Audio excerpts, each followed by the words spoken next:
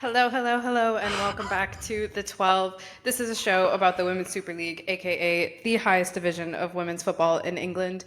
We're here to discuss all things WSL, both on and off the field. Each week, we'll be breaking down games, showcasing stars, and highlighting important stories surrounding the game. My name is Deepti. I'm here with my co hosts, Thom, Marc, and Treb. And this week, it's about players coming together to slam their federations. As we have talked about in a previous episode, the AFC, is it called the AFC Champions Cup or the AFC Women's Cup, Asian Cup, just happened. This is a very important tournament for the Asian Federation. It's both like a big continental tournament, but it's also provides as the qualifiers for the World Cup coming up in 2027. Um, Australia and Japan played in the final. Japan won. But the big story behind this was the pay, or like the lack of pay, I should say, that a lot of the participating countries got. And so, just to recap, um, only the top four teams, so the four semifinalists, got awarded prize money, while there was no participation fee for the other participants. I think there were 12 teams in total. Meanwhile, for on the men's side, they were allocated $14.8 million dollars, with, and that one has 24 teams rather than 12. So there was a participation fee of 200,000. And so just even participation wise, there's already such a difference and a contrast between what the men were getting and what the women were getting. Several of these countries wrote to the AFC before the tournament started asking for more pay and like some pay. And then that was all dismissed. And now, after the tournament has finished, Australia, the Matildas, and Japan, the Nadeshiko, have said they posted a joint statement, and I'm just going to read it real quick, at least parts of it, and then I'll open it up for thoughts. But they've said, despite the success of this tournament, it remains the lowest paying continental tournament in the world, and inequality between the men's and women's games remain. Our pre tournament invitation to the AFC to work together on equal prize money, a guaranteed share to all players, and to co develop a lasting legacy has so far been ignored. Equal prize money would be transformational for all players and football communities across Asia. Equal prize money would help to raise standards at all levels of the game across our region. And then finally, equality benefits players in the short term, but football in the long term. As we look forward, we expect FIFA to honor its pledge of equal prize money for the 2027 FIFA Women's World Cup, and we will continue to fight for equality and respect for women's players across our region. Like I said, we've talked about this in a previous episode, and we're just gonna like say it again because it's an important thing. And like, I guess I'll open up to you guys first. But there had been some pushback, not just from like the AFC, the federation, but it seems like from fans not understanding that players should get paid. So, Marc, why don't we start with you? Yeah, it's. I mean, I know we talked about this before, but like the difference in the figures is so staggering, right? Like, I mean, first of all, the difference in the numbers between the men's and the women's tournament for the AFC, right?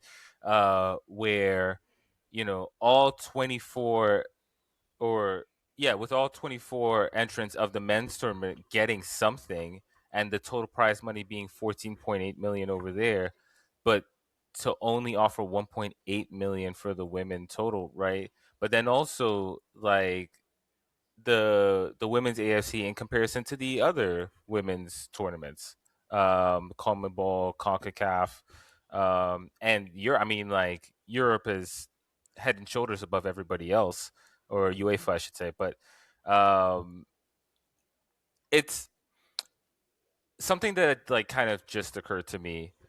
Australian players have been playing across the globe, specifically in NWSL and WSL for years now, right? And we're seeing more and more Japanese players do that. Like, it's particularly difficult for them to fulfill their national team duties, and kind of do the whole back and forth.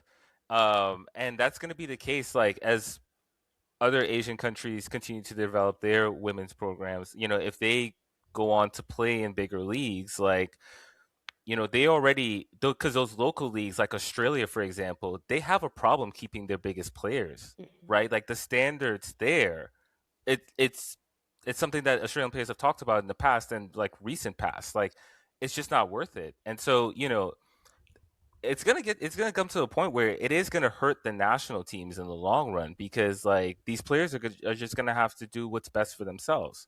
So, I think the last part of the statement, um, equality benefits players in the short term, but football in the long term, I think that's really poignant and accurate, to be honest.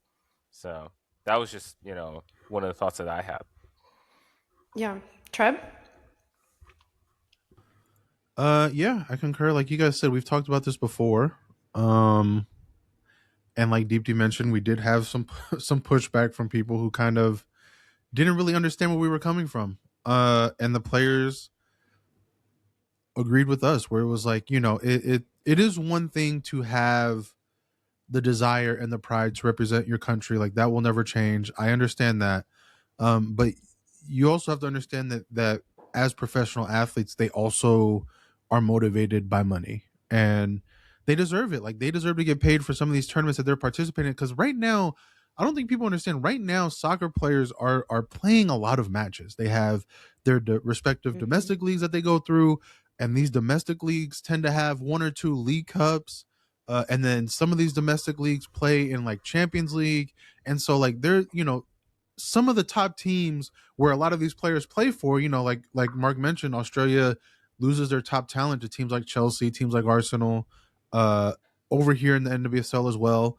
But like for teams in England, especially a team like Chelsea, a team like Arsenal, they're in four competitions at once at minimum, right? We saw Arsenal even play in the FIFA, a new tournament coming, a FIFA kind of world championship Champions thing. So Cup. like Yeah. yeah, the champ. So like that's another tournament of games that's probably only going to expand even more. And so if you're asking them to put that much wear and tear on their body, you need to compensate them. You need to provide avenues where the consequences of this isn't going to be detrimental to not just their physical health, but detrimental to what they're doing. Their livelihood. Um.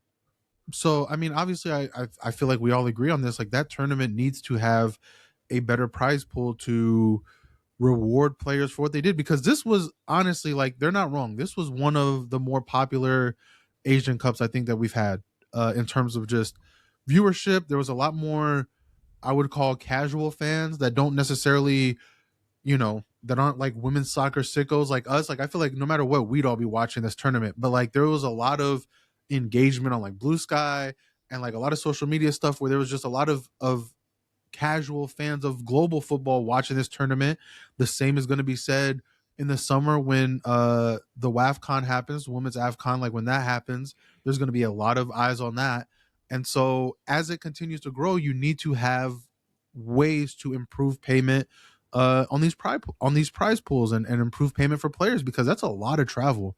Like traveling across the globe in some of these cases for these players to play in a tournament, and foregoing their clubs at the risk of kind of their domestic careers, right? Like, just quickly, like I think which is obviously paying them more. yeah, Mm-hmm. exactly. Like, which is, and we've talked about that not even being a lot.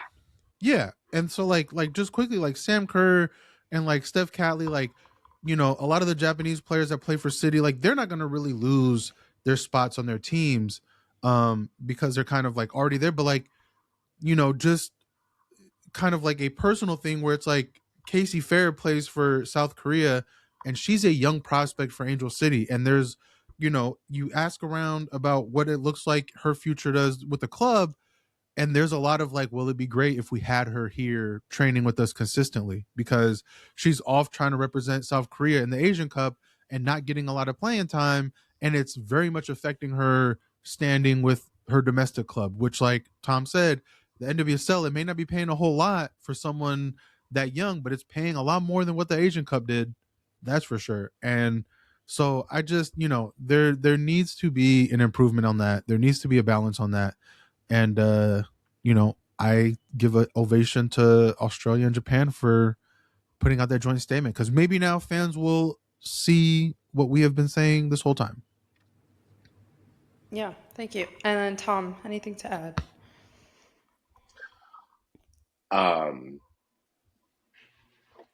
Kind of shocking to hear that like the Asia Cup prize money is less than what WAFCON's prize money is, especially like with all the turmoil going on around WAFCON, right? Since it should have been played in the same window as Asia Cup, like we should have been able to like go wake up real early, watch a Asia Cup match, go take a little nap through the day, watch the two WAFCON matches, and then late at night watch the other Asian. That should have been the cadence of how that went, and it wasn't, and that sucks. I think both of you touched on it, but like I just want to really elaborate on like the amount of travel that you are asking these players that are like that jet lag on anybody we know is terrible. And then you're talking about putting it on a professional athlete, like who uses their like who has to be alert to be able to perform their job. And then you like for them basically not to be compensated just for showing up, like which is basically their travel there. Like and even within the AFC Confederation, like you had teams like India, who had to travel to Australia. That's not a small flight. You had Iran, like who had to travel to Australia. Again, not like all. We're talking about losing hours of and your body being jet lagged. I just think that it's disrespectful not to just pay someone to show up to make your tournament great. Like the players are what makes the tournament great, and like. You can't not compensate the players for just showing up. And like another point to that travel, it's not like they're getting the most luxurious like flights and whatever, you know, they're traveling maybe like business class or sometimes chartered, but usually it's like it could not even be that much, especially for the smaller federations.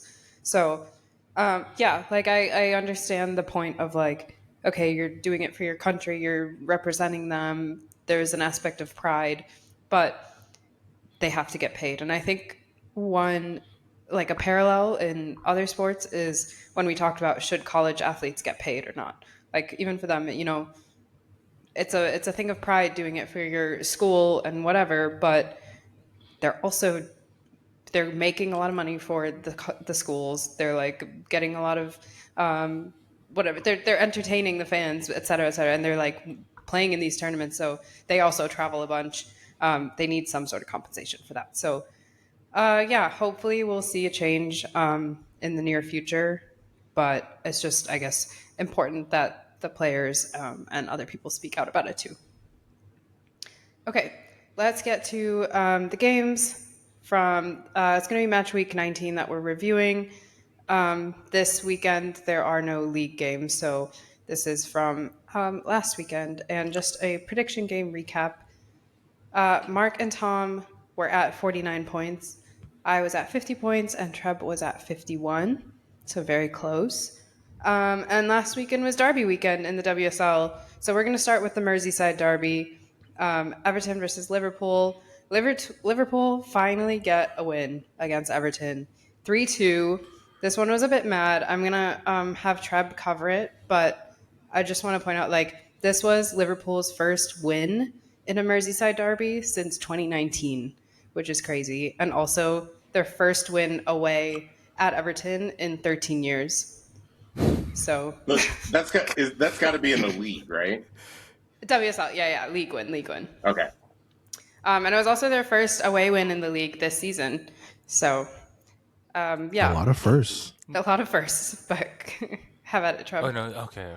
league win, Marc, league win, Yeah, league win. No. important distinctions. But yeah, they almost lost this one too. Like they, you want to talk about a mad match? Liverpool, to be fair to them, they dominated this match pretty much from beginning to end. it was a deserved win, which I think probably, I'm trying to think how their season has gone. I think this was the best performance by far that they've had all year. Um, they were knocking on the door from the beginning, and they eventually got a handball call that gave them a penalty opportunity. Holland stepped up, not Erling, but Holland stepped up, and she put in the penalty to open up scoring in the 11th minute. And from there, it was just kind of floodgates open for both sides. The second goal was an own goal from Everton. It was, a great ball into the box. Fernandez got her head on it. Unfortunately, it was into the back of her own net. It was a great header too. Like, it was exactly what you want in a cross, just in the wrong goal. And it looked like Liverpool were gonna run away with it, because shortly before halftime, Holland got on the end of another one. Like, she just blew past 4 or 5 defenders, set herself up for. It was not really a 1v1 with the keeper, but like there was another defender there, but she didn't even stress over her. Took the shot on at an awkward angle, still put it in the back of the net, and it was 3-0 before half, and it very much looked like, okay, maybe Liverpool's going to have a huge game. And then we saw the other side of Liverpool, which was the bottom of the table Liverpool. And credit to Everton, they kept going. Galley got a goal.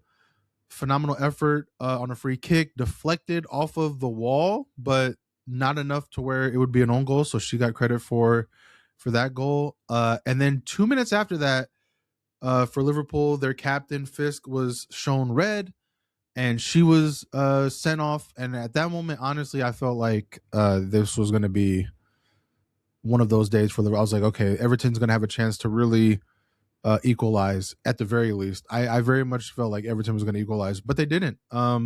Liverpool did well to defend for their lives for the entirety of the match, because Everton did score a second, but it wasn't until stoppage time, past the 90th minute mark. Kramzar was in the box on a great pass, and she got enough space to get off a shot and get a goal, but it wasn't enough for Everton to steal a point at home against, in my opinion, is still a weaker team. But that's the beauty of derby weekends, is just you never really know who's going to win. You never know how it's going to go. But credit to Liverpool, because like I said, this was the most dominant performance I've seen from them this season. I think probably the first time where you look at them and you're like, okay, this is a team that is going to stay up for sure. And like, as I speak, on this match now, they are currently in an FA Cup match and they've taken the lead. So like, this is a team that is finding its footing. Probably too late to, make anything shake in the league, but you never know how it can go in this FA Cup tournament. You never know. As I think the goal for them obviously is avoiding that playoff that playoff match, and just securing their spot in the WSL for next year. Hopefully they can invest in the summer and have a better team coming into next year. But yeah, it was a good match. It was fun to watch. I actually watched that one. Like, it was a nice, entertaining match for a neutral like myself. And like I said, I thought Everton was going to do enough to scam that equalizer. But credit to Liverpool, they defended for their lives for 40 odd minutes and were able to avoid catastrophe. Yeah, I think, are now seeing, Liverpool and Everton be a little bit more evenly matched. Before, they're both at the bottom. Then Everton had a big jump, and they were by far the stronger team. And now Liverpool's finding their footing again. But yeah, the stats on that, first league win in 13 years against Everton or away and whatnot. I guess I didn't even realize how difficult it was for them to go just across the town to go play at their rivals. Liverpool obviously hasn't been in WSL every year of the last 13 years, and so part of that could be a bit misconstrued. But anyway, it's been a while. In terms of predictions, Treb thought Everton would win. Thom and I thought it would be a draw, but Marc, you called a Liverpool win. You called 2-1, so you got a point for that one. Well done. Okay, next derby matchup was Manchester Derby. And Tom, you nailed this prediction. I'm going to go straight to you. City won 3-0 away. I think the tone of the match was set within the first 20 seconds when you had Alex Greenwood like ripping a shot that Valentin Joyce had to like parry away. It was like, oh, it's going to be one of those type of matches. And I think we had already talked about in Champions League how Maya Letitia got burnt by Pernilla Harder twice, and she she wasn't really much better in this match either. Like the first the first City goal was off of a corner, um, and I think that this is again an example of where zonal marking goes wrong. You had Schuler was supposed to like basically mark the space that Viv Miedema took, and so she kind of marked the space, but didn't really see a Viv Miedema there.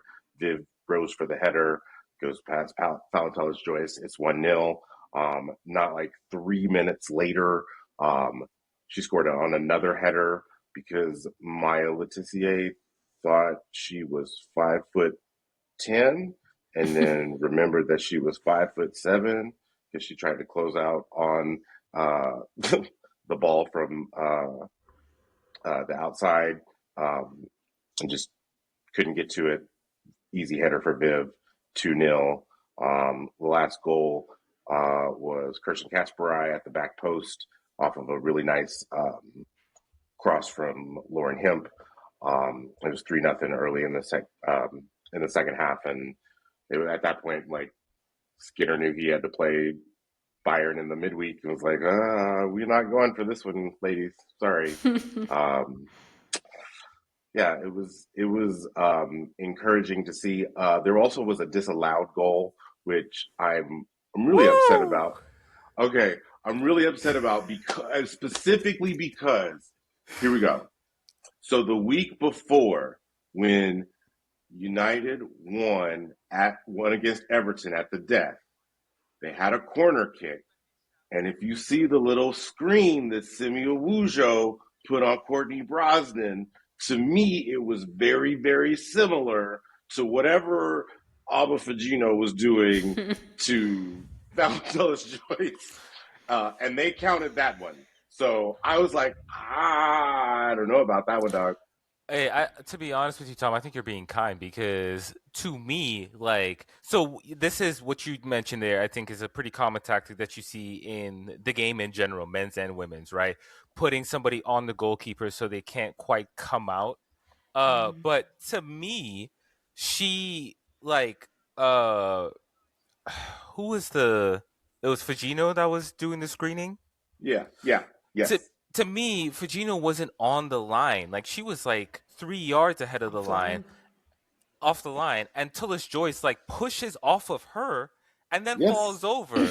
Like it was. Listen, man. She been in Europe a while now because that was a European shell job. That was. I was like, oh my goodness, and He said, give her the BAFTA. oh man, like I love PTJ, but she sold the hell out of that one, man.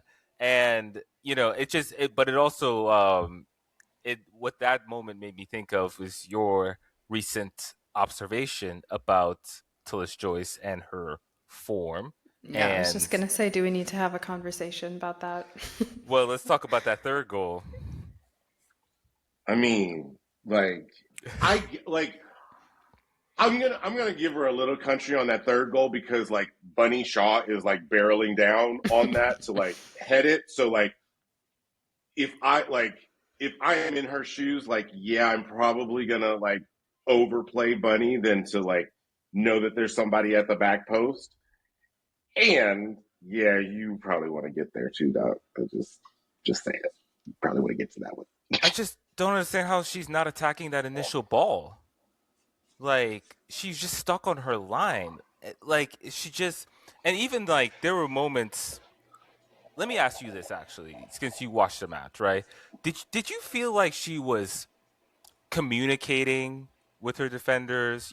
Commanding her I felt box. like there, I felt like there was a lot of like, and Actually, over the last 3 matches that they played this week, I've watched all 3 of them. Mm-hmm. Her and Maya Letitia are not on the same page, dog, and like it's real apparent, and like Yeah. your club captain and your goalkeeper not being on the same page usually is not a recipe for success. I don't care if they go on and do take the 3rd spot in the league. Like that's not what you want necessarily. That's what I'm saying. Like even like there was a save that she made in that match, and I felt like I don't know. She just looks like kind of out of sorts, you know. Like she doesn't look like herself. Mm-hmm. I don't know. I think she needs this international break.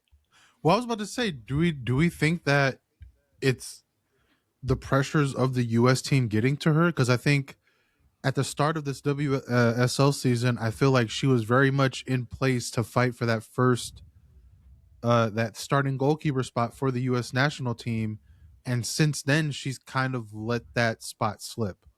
And it's not like she's been doing bad in the WSL, but it's like for some reason on the U.S. women's side, like Emma has gone with her name is escaping me right now.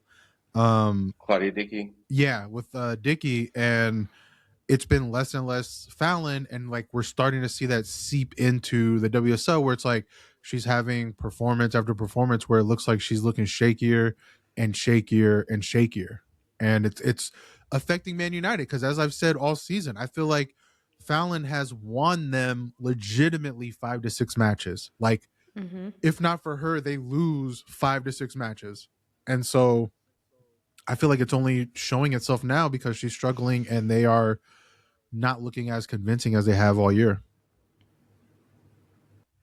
Thom, I want to ask you also. So Skinner afterwards said that it all comes down to fatigue, and kept saying that his team is just fatigued, and that's why they're performing poorly in the last few matches. And I kind of agree with him. Like we just mentioned, they play a lot of games, but also, I guess on the counterpart, do you think City was at a very big advantage of not having to play Champions League games right before this derby? And I think this happened in the first derby as well. Like that came right after a Champions League game, and so Skinner was asked about the quick turnaround time, and he was a bit hesitant. He was like, if I say yes, which is what I really do feel, then people say it's an excuse, but I think it is a factor. Man City have had an advantage from that twice this year. And whatever. He said the girls are giving everything, but fatigue is the biggest issue. I mean, if you're asking me if City has like benefited because not only have they not played Champions League, but everybody else in the top 4 has, like I would be lying if I said no. And like I said this earlier, like United did a fair bit of business in the winter window, but they never got a center back. And like that was always going to be there. Like you can't keep trotting out Miles Jissier and Millie Turner and like think that everything's going to work out okay. It's just not. Like it isn't. So I think for them not to make a move to do that is probably what's unraveling them now. So you have to wonder if this is like Skinner's way of, again, like saying, hey, I need a better roster. Hey, I need a better roster, without him actually saying, hey, I need a better roster. But I mean, that stated, like, this is the same Marc Skinner who left Orlando Pride, and then 3 seasons later, Seth Hines is, holding up the NWSL trophy. So it wasn't even 3; it was 2. 20% win percentage in NWSL for Marc Skinner. Just want to remind folks. He had big players too. Didn't he have Morgan at one point? Alex Morgan, He had Morgan and Sydney Leroux. Yeah. Was Marta there yet? Like, yes. I think so. Oh, God. This man and his crimes. Could you imagine training with Mark Skinner and Martin? Boy, I wish I would have been there and had a tape recorder. I don't even need a video recorder, a tape recorder. Tape recorder. All right. Yeah, I think it's both. Like, it's fatigue is obviously an issue, but that is also due to lack of depth, and so it goes both ways. Okay, next we had the North London derby. 5-2 Arsenal win. I like looking back on this, I'm like, okay, that was a great win. And then seeing the performance of this morning, which we'll get to, I'm just like, they're two completely different teams, basically. And you can see that in the lineup too. But basically, this one was great. It started off really hot. It was won within the first like 30 minutes, I'd say. Russo got a hat trick, 27-minute hat trick. She could have had more in the first 30 minutes. Like, she almost had a hattie within like 15, I think. It ended 5-2. We kind of mentioned and we like predicted, Beth England is going to get one of those goals that like maybe puts like it gives a spark to Tottenham, but it's never going to be enough to like actually draw or like even get the win out of them. So it was very similar, I think, to the City Tottenham match. But Treb, if you want to walk us through the goals, starting with the Russo hat trick. Yeah, I mean, listen, it was another 5-2 win. It's always great in a North London derby when you can just put Tottenham to bed early. But yeah, Russo with a 27-minute hat trick, the first goal, diving header, on a great ball in. I mean, like, I don't know. I feel like we don't have to go through goal by goal just because it was a lot and we were dominant. Mm-hmm. I just want to just bask in the fact that it was one of those performances that we expect from Arsenal at the moment. Obviously we are going to talk about this morning, which was annoying, but it is what it is. But aside from that, I heard a stat during the broadcast this morning that said over the last month, Arsenal have scored close. I think they've averaged 3 goals a match. Like, they have been scoring for fun. They have been at the peak of their form. Russo just can't stop scoring, it feels like, when she starts. Mm-hmm. And this match was very much one of those matches that proved it. Like, that second goal where she's just like running around the keeper and sliding it into the corner, that was phenomenal. It was just like perfect. She was making runs. She was getting behind the defense. It was one of those matches where it's like, okay, that's why we got her from United, right? I think whether fair or not, I think Russo gets a lot of criticism. I think at times, like we especially saw it last season, not so much this year, but like I just think that Russo gets a lot of criticism because she is, the star. She is the focal point of the offense. When it's especially hard when, again, you look at the league and you look at a team like Chelsea who has, Sam Kerr and Lauren James and like these players that seem to make something out of nothing all the time. And then you look at City and they have, Bunny Shaw, who can score a header goal at least, every 20 minutes she's on the pitch, it feels like. And so, you look at Alessia Russo and it's kind of like she has to grind for her goals a lot of times, and a lot of times it's not pretty and it's ugly. And so I think she gets a lot of criticism just for that. But that Tottenham match was one of those where you look at and you're like, that's why we got her. She was just phenomenal. She was breaking through their defense. She was getting great looks on goal. She was converting. I think that's also the important part is, not a lot of times, but there's a fair amount of times where she'll get a clear look and she just doesn't really convert it. But yeah, it was one of those matches that they needed to have, in my opinion, and we'll definitely talk about this match going into that Chelsea Champions League leg, where it was just like they were building the confidence. They put Tottenham away early. It was 3. I think was it 3-0 by the half? Yeah, because the forward goal came in the 60th minute, or it was 3-1 at the half. 3-1 because there's an own goal. Yeah, it was 3-1 at the half. So you went into it feeling like Tottenham weren't going to do anything, and then in the second half, Ford got her goal. I think it was her first match since returning from the Asian Cup.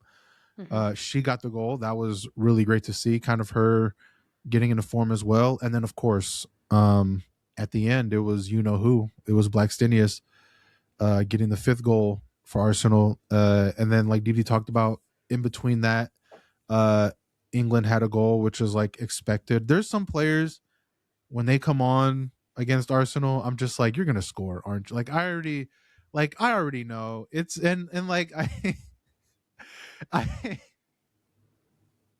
especially with Tottenham, like on the women's side, it's England, and on the men's side, it's Richarlison. Like you just know these motherfuckers, they come off the bench.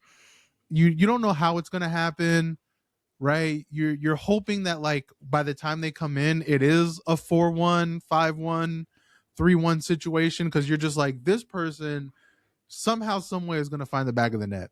And we just got to be so far ahead that shit doesn't matter. And thankfully we were. But yeah, it was a great performance. Atmosphere in the Emirates was amazing. Another win at this moment. I think Arsenal have 3 games in hand. 2, I think. Is it still 2? Because I know they've rescheduled the 3rd one that they might have in hand. Well, so but is this is what it it still is. 2? It's so we'll get to the Champions League, right? But because Arsenal are in the semifinals of Champions League rescheduled. Yeah. So there are 2 more games that are going to be rescheduled. Yeah. Right. So but I think one of them has been rescheduled for the end of this month. So either way, as it stands right now, with 2 games in hand, Arsenal are in 3rd, which is exactly where they want to be. Because I've said it before, as long as they win out, they control their own destiny in terms of finishing in the top 3, which, as we know, is important for Champions League qualifications for next year, which I think is another conversation for another day, how England doesn't have a coefficient enough to get more teams in automatically, but it is what it is. But yeah, right now they're sitting in 3rd. They are 2 points back off Chelsea in 2nd.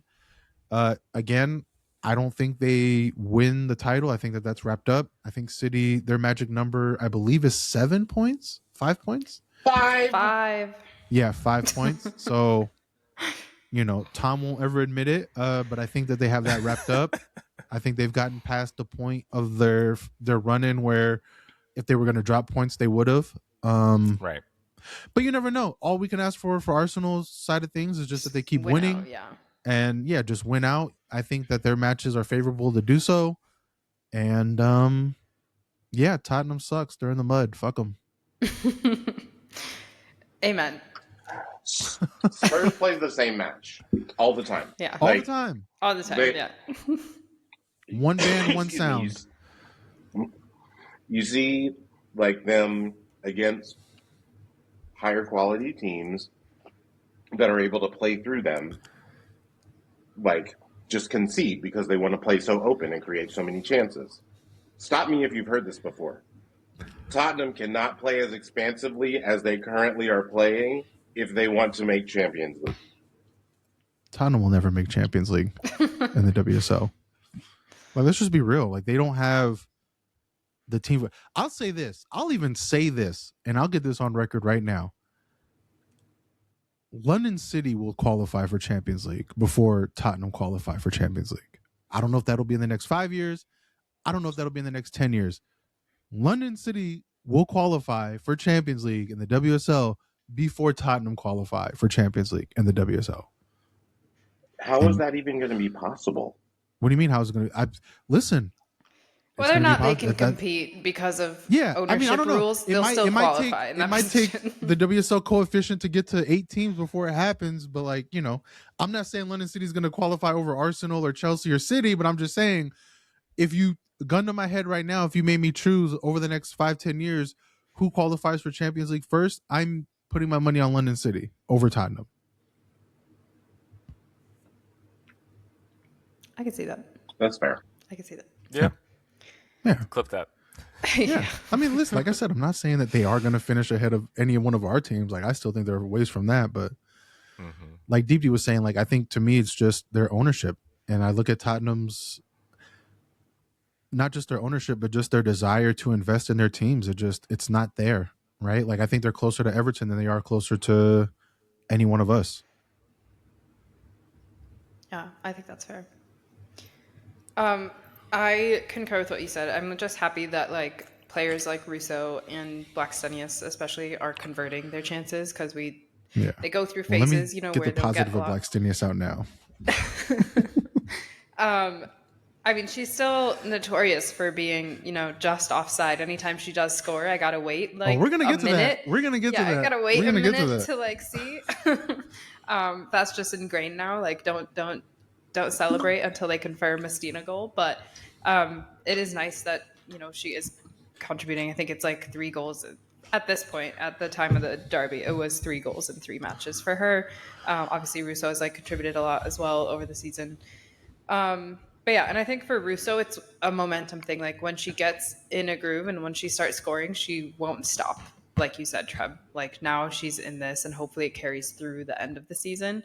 But then we saw in the beginning, like when she's in a rut, she's really in a rut, and like it goes in phases. So at least she's in a good set, on the up right now, which is great for us.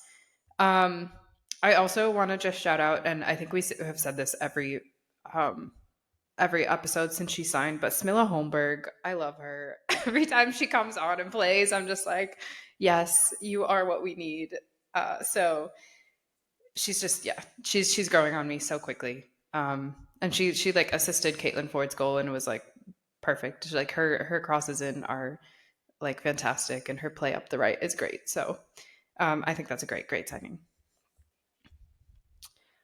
All right. I think we all predicted, a Arsenal win for that. I am a little miffed that Stina scored because I predicted 4-2 and Stina made it 5-2, and I could have gotten 2 points, but I got 1 instead. But that's all right. Okay, we also had another, I'll call it an East London derby, West Ham versus London City.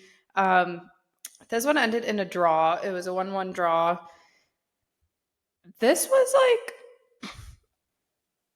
it was a roller coaster match in terms of who had the momentum, because I think it went really back and forth and like overall pretty evenly matched. Like it started off with West Ham on the hot foot, but couldn't really get anything to fall. Excuse me. And then on a counter, basically after a corner, London City on the breakaway, and about this was the 20th minute. They just ran all the way down the field. I think it was Freya Godfrey, went literally box to box, or like almost. Like nobody was coming close to her. Nobody was stopping her. She had the entire field to run, and then passed it to Jenna Fernandez, who she's in the box. She was going down, but she managed to get the shot off, and it went in. And I feel if she hadn't made it, that maybe it would have been called a pen. I didn't see clearly enough if she was taken down cleanly or not. But either way, she got her foot to it and scored in the 20th minute. So on the counter, it was 1-0 London City. And then it was just kind of back and forth, but again, with no one converting. Like they were taking a few shots, but nothing really on target on both sides. Like even shots overall in the game, 7 for West Ham, 6 for London City. But only 1 shot on target for each of them, which is the 1 goal that went in for each of them.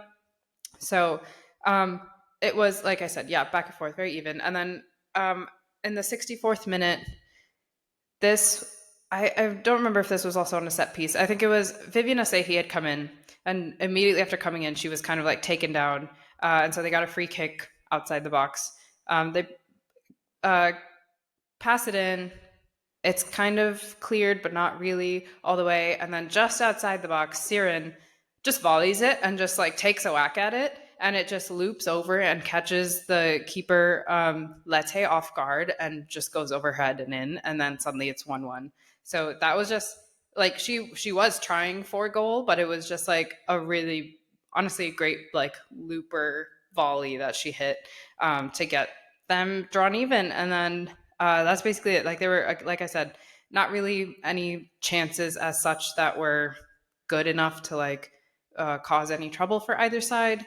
But it ended 1-1, which I think was a fair result for how the match went. Yeah, I did watch the highlights of this match. It was interesting. I feel like this is a match where both teams are kind of annoyed with the 1 point. I think both of them, there are probably some rude mischances. Like there were a couple times where London City were trying to play out the back, and that's an almost chance for Yeah. West Ham. I think Martinez had one of those chances. I think Wakey had one of those chances as well. Um, and then like good on the other side, I thought Isabel Goodwin also had a couple chances that she probably rued. But also just like the way those chances were fashioned, like there actually weren't that many chances overall. The XG is I think 0.25 to 1.2, and I feel like that's a reflection of the managers involved. West Ham with the Italian Rita Goino, or Goina, I think it is. And then um, London City with the Spanish manager of Eder Maestre. I think you saw kind of like a little bit of that, some of those principles, and not like your typical like just. Although the counter that London City scored from, like that was end to end, but for the most part, it was more like pressing, counter pressing, possession kind of game. I think this was also the match that Kosovari Aslani unfortunately tore her ACL. So she's out for the season. It is a blow to London City, but I'm not. She was with them when they got promoted. She was like played in championship with them. She was kind of one of their first big stars that they signed. But I feel like this season maybe she wasn't as productive as they had hoped. And so, this is a time for Goodwin and Godfrey to like step up even further and do what they've been doing, which I had said last episode. Like they're the two who have kind of. I feel like they're the two of the best players on the team at the moment. Kumagai is back. She played pretty well this time. I felt Jennifer Fernandez has off and on games. Like this was an on game for her. So overall, it is a blow. And we wish Asani well. But I think in terms of like tactics and how it affects London City, maybe not a huge hole to fill at the moment. Yeah, there was something I wanted to say about West Ham. It left my mind, but basically, they're still bottom of the table. Like Leicester has a game in hand on them. Leicester's at 9 points. West Ham's at 13, and it's still, I'm unsure. Like, it doesn't seem like Leicester's going to really get any more points. So it feels like West Ham is safe from that relegation playoff. But also, I feel like anything can happen in the last few games. And we'll talk about it when we talk about FA Cup. But it's getting, I think, more and more,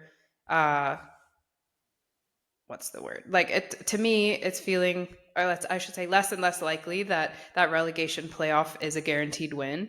And we've been saying that, against either any of the top three teams in the championship right now, it will be hard to beat them at their home ground. And so I think, yes, it's in their hands to like, you just have to win that one game. They're not automatically relegated, but still, it's not going to be an easy one. So hopefully, I mean, it's a well needed or much needed point for them to like maintain a lead above Leicester, but still have a lot of work to do. Yeah, as it's like real quick, as it stands, Crystal Palace have tightened their grip on that third spot because that's what's going to be in the playoff for the WSL2. If I'm not mistaken, it's the third place team, which Crystal Palace currently holds a 5-point lead. I'm not sure how many matches they play in the WSL2. They've played 20 so far, so I don't know if it's the same as the WSL where they play 22. Yeah. Okay, so with 2 matches left, it looks like it's going to be Crystal Palace in that third place spot, unless somehow they do enough to get obviously into first. But yeah, that top 3 is pretty cemented at the moment. Okay, then we had another wild one, Chelsea versus Aston Villa. This one ended 4-3, but it was very back and forth. I think it was like whatever, whoever scored, the other team would like respond quite quickly, and there were a lot of draws and lead changes and whatnot. So, Marc, have at it. What happened this game? So, yeah, this match happened. This match definitely happened. So we saw, this was Ellie Carpenter and Sam Kerr's return to the Chelsea lineup. They did not participate in the midweek match that had occurred versus Arsenal in the Champions League. But yeah, in terms, for the most part, it was what you would consider a first choice lineup. I mean, you had Germa and Lucy Bronze in defense. Lucy Bronze fully in her center back era at this point. Vila Berman at left back. Young player who's been playing a lot. Nushkin seems to be back into the fold after kind of being in and out and maybe possibly leaving the club at one point. She started in this match. And so, yeah, I mean, like James and Alyssa Thompson started as well. So, you kind of, I don't know. I really didn't know what to expect with Aston Villa. You never really know what to expect. And I definitely didn't expect Villa to score first. And it just started with one of those moments. Like, Villa play a long ball down the left side. Chelsea recover possession, and they look like they're going to set up to, play out of the back and so forth. And Lucy Bronze, she has an easy pass to Hannah Hampton.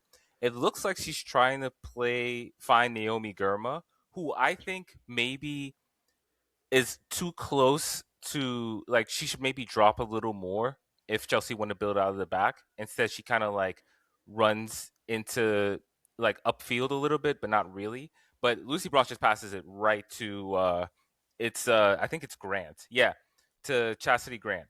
And Grant plays it out wide. And at this point, I think this is definitely on Girma. Grant makes that near post run. Girma just gets beaten on it. Like, she's tracking it. She should be aware of the player. She just gets beaten on it. And 2 minutes in, it's 1-0. Then, like Chelsea, even at that point, like, I wasn't really worried, to be honest. And Chelsea did eventually score in the 20th minute. Nushkin plays a really nice pass to Kerr. Kerr finishes. I think Roebuck gets some things on it, but it's like she's going the other way, so like I can kind of understand why she doesn't make the save. Second goal is a ball from Lauren James. I think it's off a corner. It's like to do Alyssa Thompson and Lauren James do the short corner thing. Lauren James plays like an angled ball that's kind of awkward, and I think it's going in, but Girma gets a touch on it. At least she claimed it. I think, again, Roebuck, maybe not the strongest, probably doesn't command her area well enough. But yeah, at that point it's 2-1 Chelsea in the 23rd minute. And then 4 minutes after that, Lauren James picks up the ball on the right. She's allowed to cut in. She, like, nobody really steps to her, and she rifles a shot in from like a rug burner in from like 22 yards or something like that. And like at that one, I wouldn't really blame on Roebuck, and I don't think she would blame herself either, because she definitely got up and started cussing people out. and and I bring that up because goalkeepers being mad would be a theme in this match. So at 3-1, like, it seemed like we were all good. But Villa, or at least Chelsea's defense, had other plans. So yeah, 31st minute. So Villa, they actually do have a nice kind of build up possession play. They play the ball out right, and like the focus is on the right. So like there are a couple of Villa players out there. Naomi Girma seems to be tracking somebody at first, but then like eventually she's kind of just in space, not tracking anybody, not really affecting the play.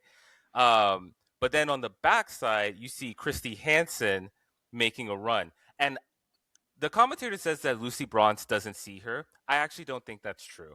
I think what you see is Lucy Bronze recognizes the space that's opening up. She knows that Christy Hansen is behind her. She knows that she's going to make that run. She starts sprinting, and it just doesn't matter because Christy Hanser ran her down. It was like watching the 100-meter dash, but like seeing somebody caught at the end. Like Lucy Bronze's like, she starts sprinting and she's looking down, like she has that moment where she's like, come on, legs, work harder. And it was just for naught. Like Christy Hansen just beats her. 4 minutes later, Villa again build up, having possession in Chelsea's final third. I forget who plays the cross in from the left, but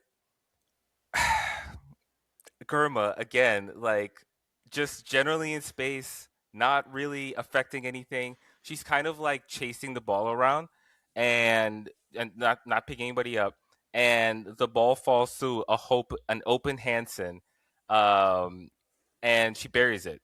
So it's 3-3 at that point.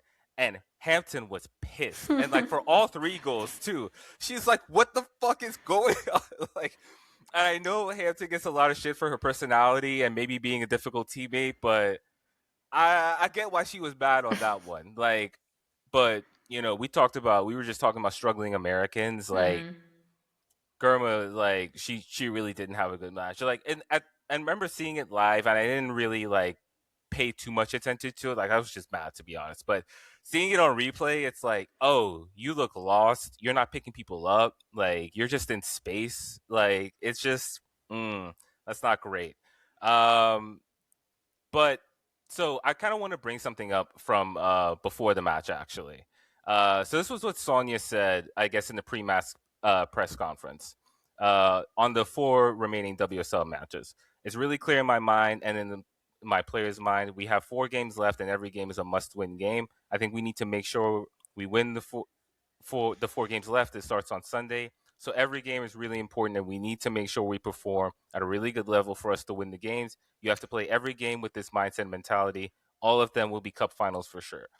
That, to me, I got to be honest, I was like, okay, she understands the assignment at least. Like, that to me is the single most important thing left for Chelsea's campaign. Like, even before, and I was saying that, like, this was before the second leg versus Arsenal.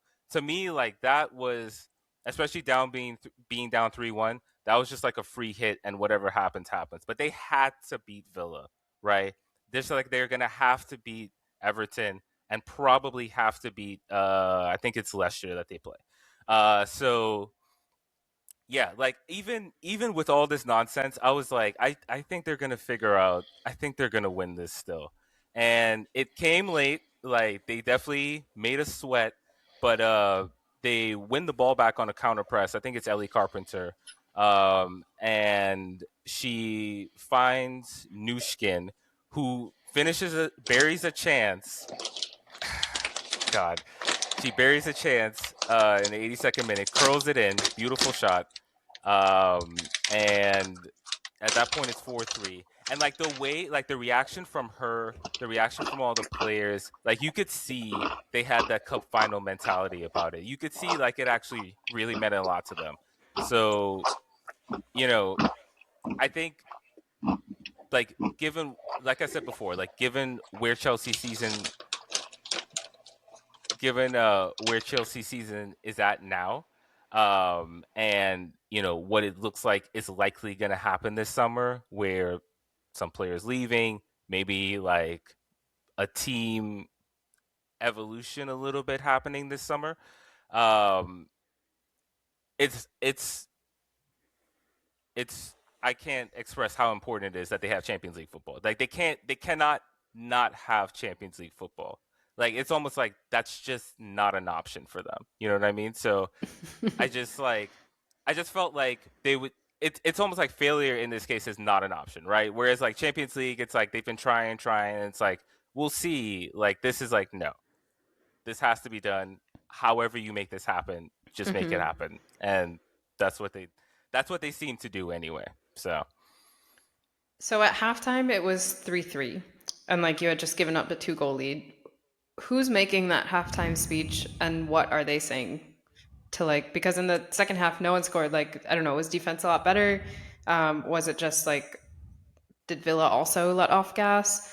And then you finally got the winner. So like, yeah, I guess who's making that speech and what are they saying if you're in the Chelsea locker room? So I was just looking at the subs. So in the 54th minute, Cuthbert in Baltimore came on. Yeah, Cuthbert's definitely making that speech. Like she's definitely throwing shit. She's definitely cursing at people.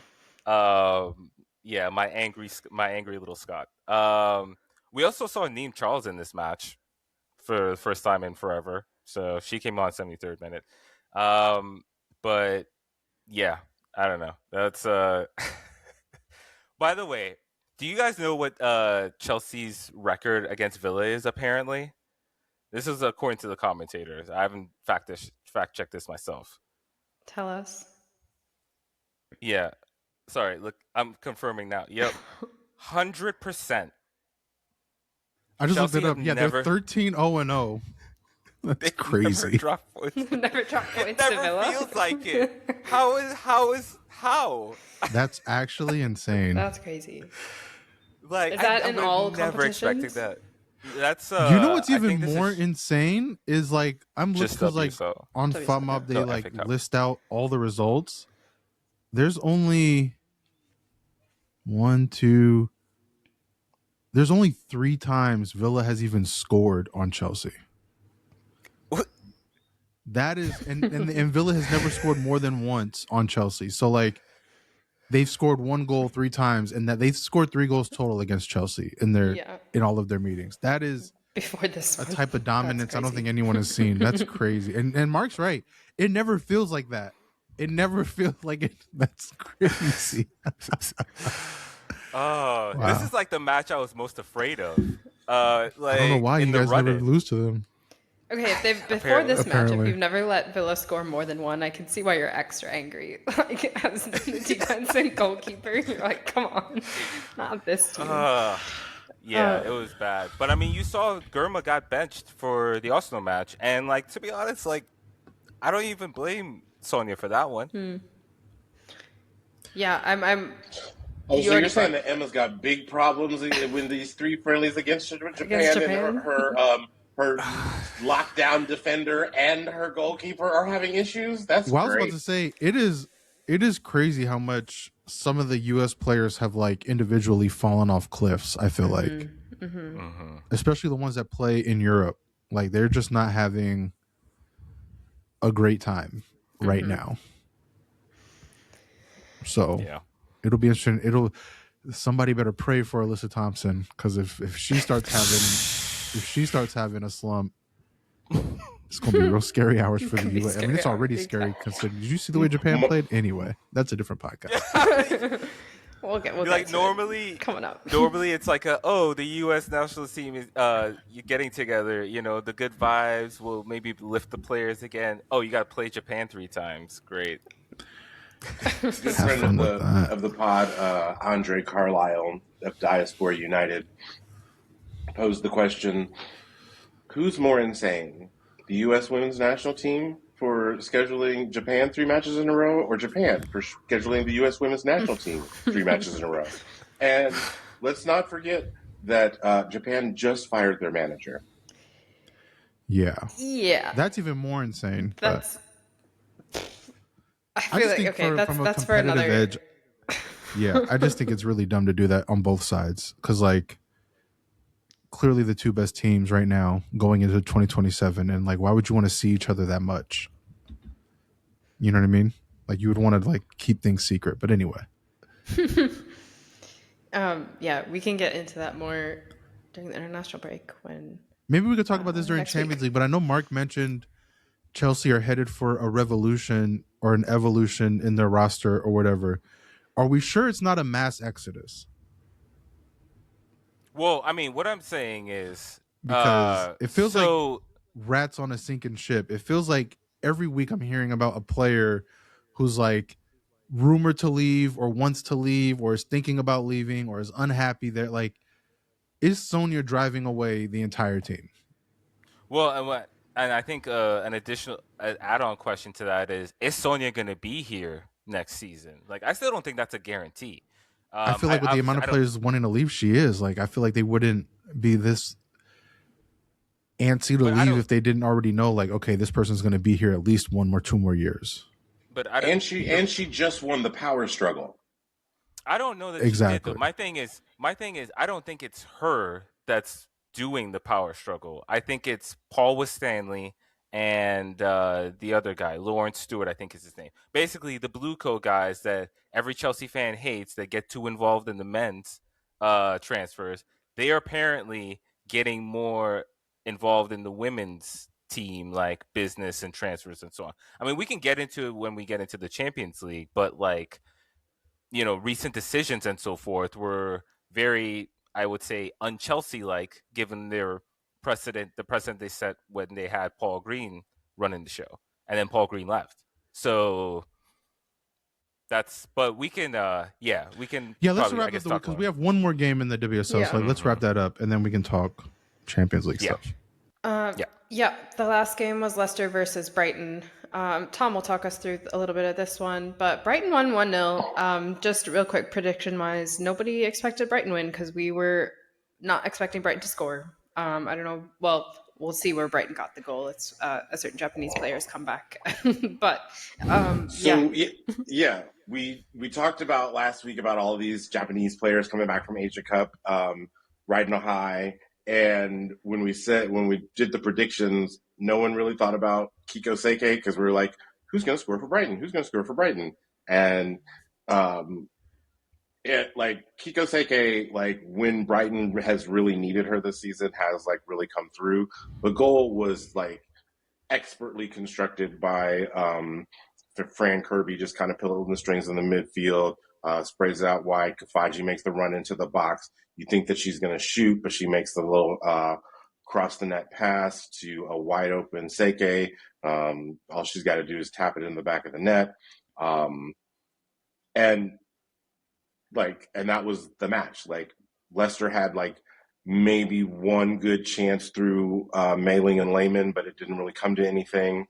And again, Janine Leipzig made 3 really big saves, including one on Fran Kirby late in the match that was if you are not here, if you are not an above average goalkeeper, most goalkeepers are not saving that. And so and it's going to be an even worse defeat. So Brighton kind of get off of their losing ways, grab 3 points on the road.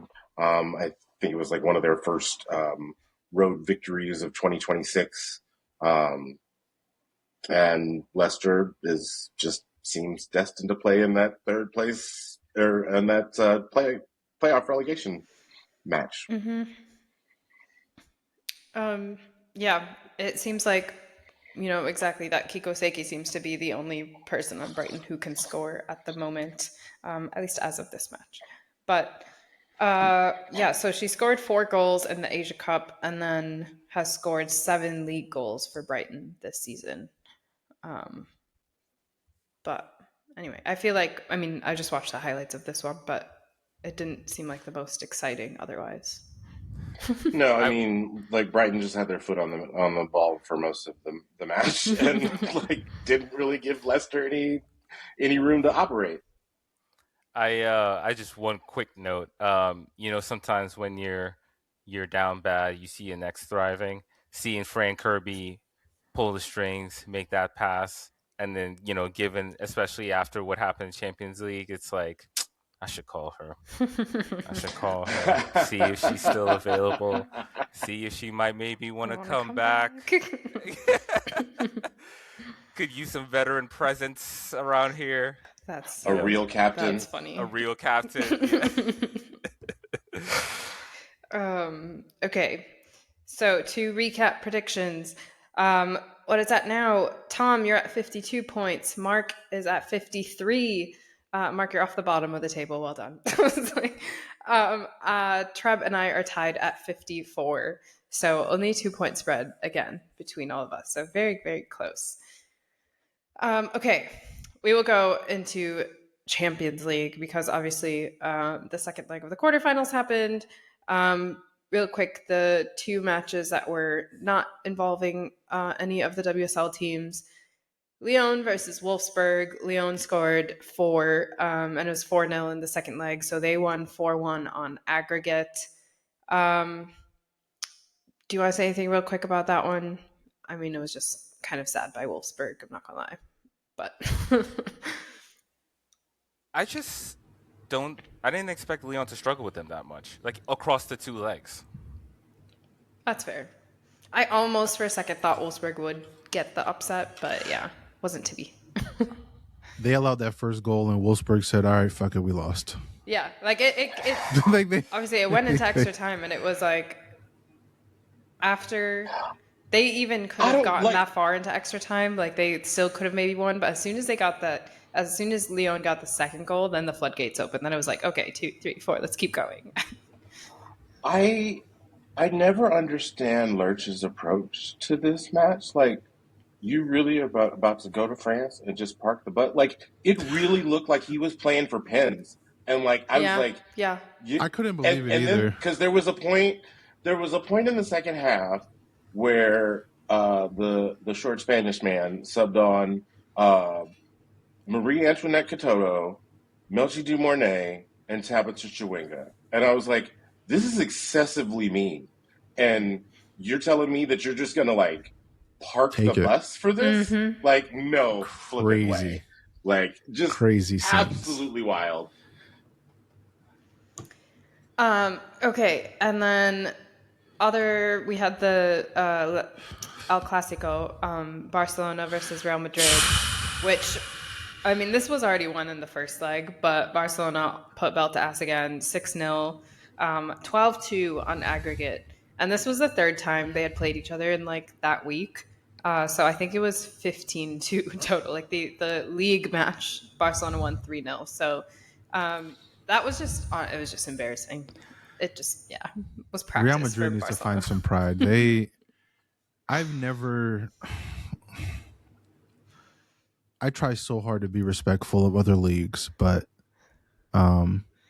Barcelona are feasting on what is a very harvested league. I'll say it that way. I'm not going to say the F word, but it's a very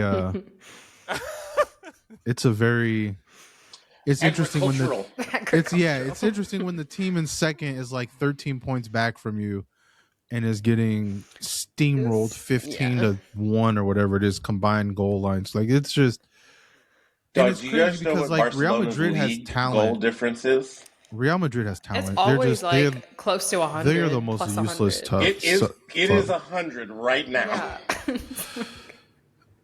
That's not a problem. Like every season, their goal difference is above plus 100. So yeah, I think that the only thing that like gives me like somewhat hope that like UEFA understands that this league is Barcelona and the Supremes or whatever. No, like not even Barcelona and the Supremes. Barcelona and like the Supremes as backup band. They like, even though the league has 16 teams in it, their coefficient is still like just like the WSLs. Like the winner of the league goes straight to the league phase play, and then the second and third have to go to the qualifiers, which make like basically that's saying like, yes, Barcelona, we recognize your excellence, but in a league of 16 teams, like, no, we're not going to just automatically give the second place team a leg into Champions League. Mm-hmm. They don't deserve it. Y'all have to earn it. You think Real Madrid deserves to be automatically put in? Because they're usually the second team, and they're disgraceful. Like, I'm just going to say it. Like, they're disgraceful. And it's one of those things where it's like, I'm a little bit torn, right? Because on one hand, we see things like this happen, and the immediate response from like a lot of people whose faves are on Real Madrid, it's like, get Linda Caicedo out of there, get Atenea out of there. But like, there's a part of me that's like, why? Like, someone forced Real Madrid to take pride in their women's team. Like, this is a club that spends $500 trillion on the men's side and has like Mbappe on wages that are like $1 million a week. Like, why the fuck are we excusing them and like not putting them to the sword to say like, put a little bit of investment into your women's side? Like, why are you letting Barcelona motorboat you and dog walk you year in, year out? Like, I would be so, just the competitive nature of myself, like, that is embarrassing. Like, Barcelona's women's team probably gets, just as many fans in their stadium as your men's side does, and you're letting them just destroy you in a way where it's like it's making you look real pathetic. So it's like, I don't know, man. Like, just that tie to me left a bad taste in my mouth, and I don't even like Real Madrid. Like, I do not like them at all. And it's just like, have a little bit of pride about yourself. Like, why are you this bad? You know what I mean? And I can say that as an Arsenal fan. Like, again, we held Barcelona to no goals in a final that was in their backyard with a team that I still feel like isn't that great. You know what I mean? Like, how are other clubs letting this Barcelona team just like walk all over them this way? It's crazy. It's crazy. Yeah, they almost are like resigned. They're like, okay, these 2 matches in league we're going to lose by a lot, but let's, focus on the others. But no, they should try to get closer to Barcelona level. Not that they're going to Try like not to lose surpass them 7-0, soon, like, but please. yeah. Okay.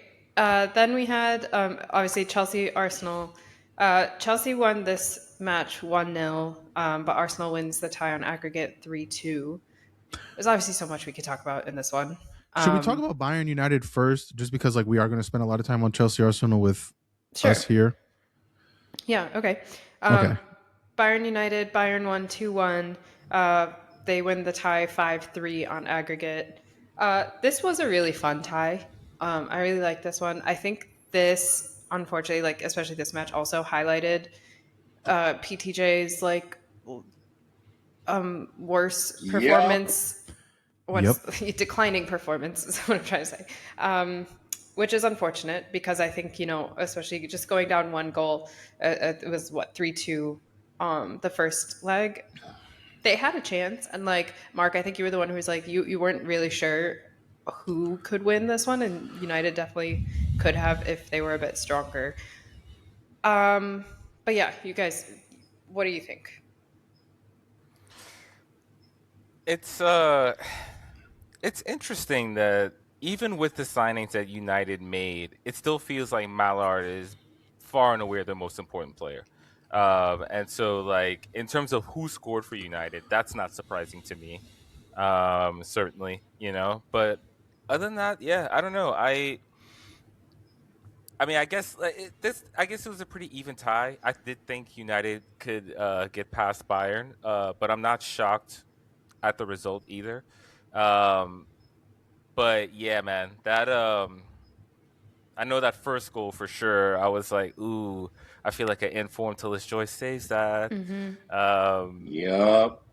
And it's just, it always felt like they were holding on. Yeah. In the end. I mean, because they got that tying goal really early on from Mallard, and so basically for like 80 plus minutes, it was anyone's game. It was still back to like 0-0, and I think you're right. I think it was just they were trying to hold on, they got fatigued, and they just like, either they just weren't on it, or they went off a little bit, switch went off and as soon as you do that against someone or a team like Bayern, they're going to take advantage, and you have to be on top all the time. And so it was just one of those where, within 5 minutes you're down 2 again. Yeah. It was also interesting to me that Bayern didn't make subs until late. Like, I didn't quite understand that because I felt like United were clearly like lagging at some point, and I felt like some fresh legs could have really like helped Bayern, put them over the top a little bit earlier. But I mean, they still got there in the end. I think. I'm gonna tell you why. Do you want to know why?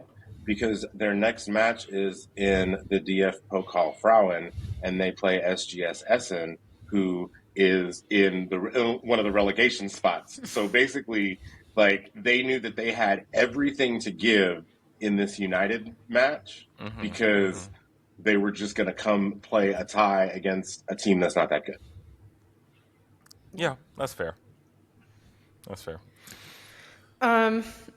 Okay, so because Barcelona and Bayern both won their ties, they're going to play each other in the semifinal. And then let's talk about now Chelsea Arsenal. I don't even really know where to begin with this, but I guess I'll just say the piece that I have to say is that It was a really, really tight, good game, and it's been tainted and stained by what happened in the last few minutes. And if anyone is not aware, there was a point basically Chelsea had scored the one, and then soon after they were on breakaway again. Alyssa Thompson had the ball. McCabe was chasing her down, pulled her hair, pulled her down. Ref gives no call, not even a foul, not even a yellow, nothing. And on the replay, it's very, very clear that it was a hair pull, so that should have been an automatic red. And yeah, so basically, like, that whole part kind of changed the like feeling of the game in the last few minutes, and like the last whatever 6-7 minutes were extremely like tense, and but you just didn't know which way it was going to go. First and foremost, I think all of us agree that it is unacceptable for anyone on any team to pull anyone's hair in any game, period. And like, yes, that is a red card immediately, probably a suspension as well for multiple games. And it's just, people always say like, oh, they're going for the shirt, they're going for, this. I don't, obviously, if you're going that fast, I don't play at that level. I've never played at that level.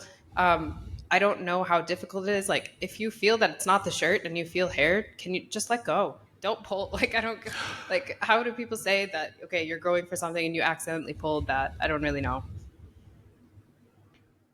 But I will say, again, like, it should have been a red card, but like, to your point, Deepti, like, I think there's levels to it, right? I think you look at what happened in the NWSL to an Angel City player from Louisville, and like, you've looked at those instances, and like, you can see there's grabbing of the hair, there's tugging down, there's follow through, right? In that instance, it's like, it's clear. I think a lot of times in sports, and I've said this about a lot of different calls, slow motion is both helpful and it's harmful, because it's easy to slow things down millisecond and be like, oh, well, she had her. Like, if you watch it at full speed, like, Katie McCabe grabs part of the shirt, grabs her hair, and like within half a second, let's go. So like, she didn't drag Alyssa Thompson by the hair. So I think there is credence to like, she wasn't really like, I don't think she was going for the hair, but at the same time, like, it doesn't matter. Like, it should have been a red card. She should have been sent off. I think Leona probably a little bit upset, because that means she would have missed that first leg, if not the entire tie, depending on whether it's a 1 match or 2 match. But I definitely think there's levels to it. I'm not defending it. Like, you can't, like, yeah, sport, like, none of us are professionals, but like, I have played sports at like a pretty high level, and like, yeah, things happen fast, but you would also be surprised at like how much faster your brain works, right? Like, and that's why sometimes like I'll laugh at it, because like, as someone who's played sport, like, you it's really weird. Like, you definitely know a lot of times when you're doing a little bit more than you should, right? Like, like, okay, I'm going for the shirt, I got the hair. You still have time to like be like, all right, let me not, or like, I'm just gonna go for it, right? And I think in that situation, McCabe just got caught up in the desperation of it all, right? Like, that moment happened 30 seconds left in the match, in stoppage time, right? There's about 30 seconds left. Chelsea had just scored. You're desperate. You see Alyssa Thompson is about to cut through your defense, and you're like, by any means necessary, I'm grabbing something and I'm doing enough to get her down. And so like, in that aspect, yeah, Katie McCabe deserved a red card. yeah. She should be suspended 1, if not 2 matches. That's something I put on VAR, because like, how do you have VAR and still not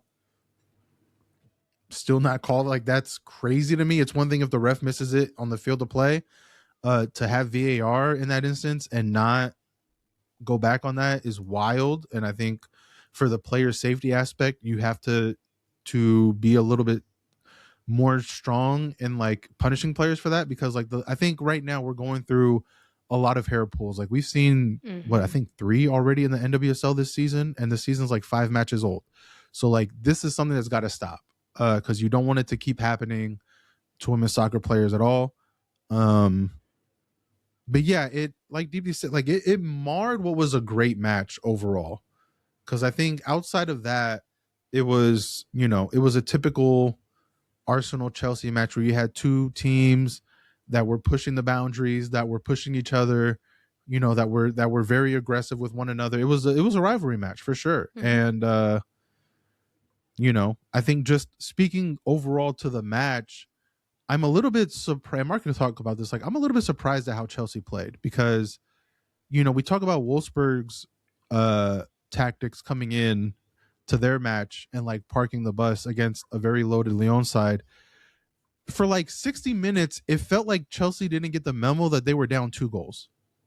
You know what I mean? Like, like it almost felt like they were happy to play for a draw, but it's like, you need 2 goals just to tie, right? Like this, right?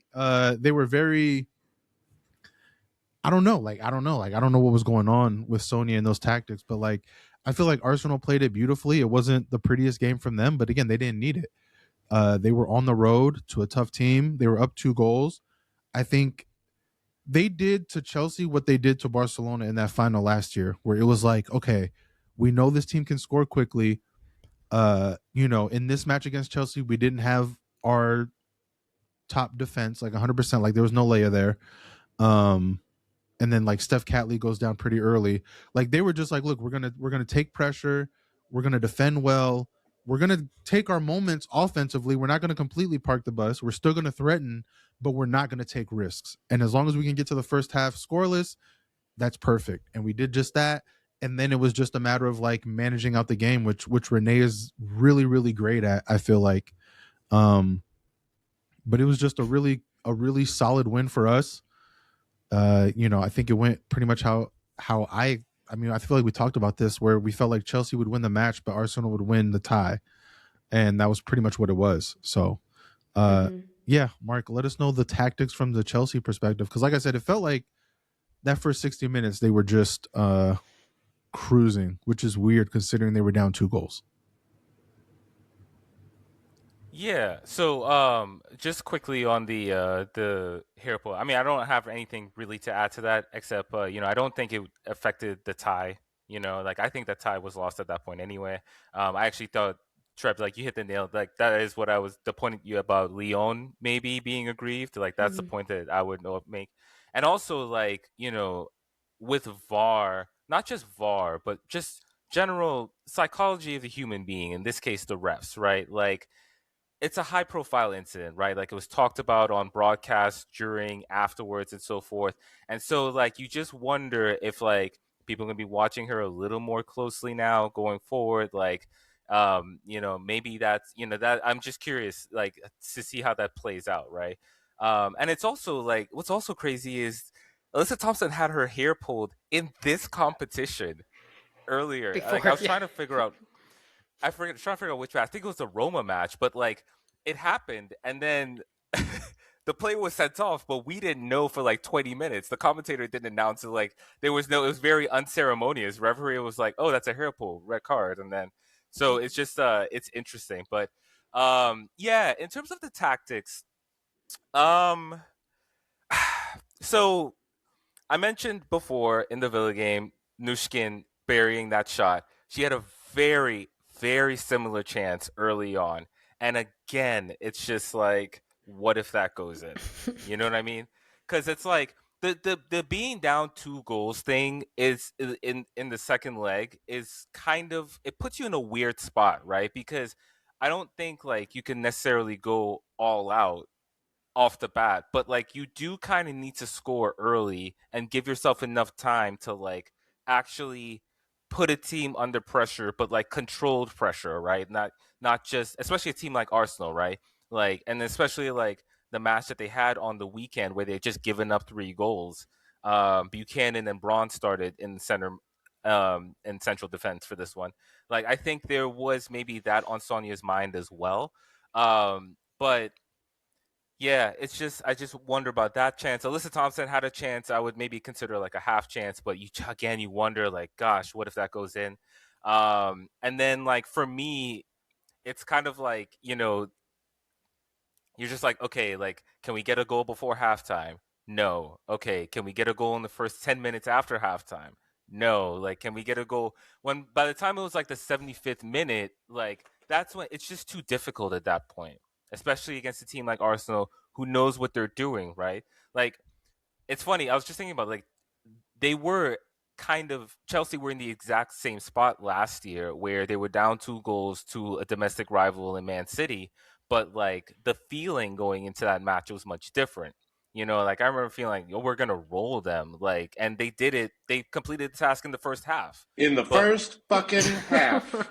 right, so you know, but it was one of those things where it just the whole tenor of it felt different. And I would even say too, like the approach and the desperation that Chelsea had versus Villa wasn't necessarily there versus Arsenal, which that's interesting. Like, you know what I mean? Like it just I don't know.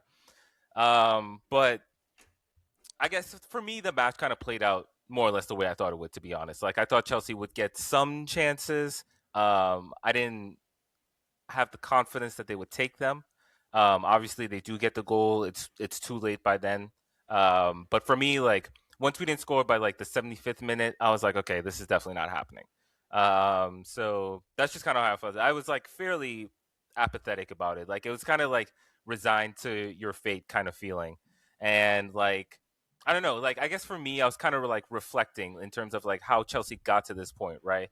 So I saw someone make the point that that 20 draw at the beginning of the Champions League campaign, that kind of looms large in terms of where Chelsea finished in the table, and you know the seeding and how the draw played out and all of that, right? But I also think about the Barcelona match, probably the best match that they've played this season, especially when you consider the quality of opponent. And they could have won that match. Like Ellie Carpenter had a great chance that she missed. Like I think there were one or two other chances. I think there was a post that was hit, and it's just this constant theme of missed chances. Like even you know, I was thinking about like 2 years ago, Emma Hayes' final season. To me, that was like Chelsea's best chance to date of winning the Champions League.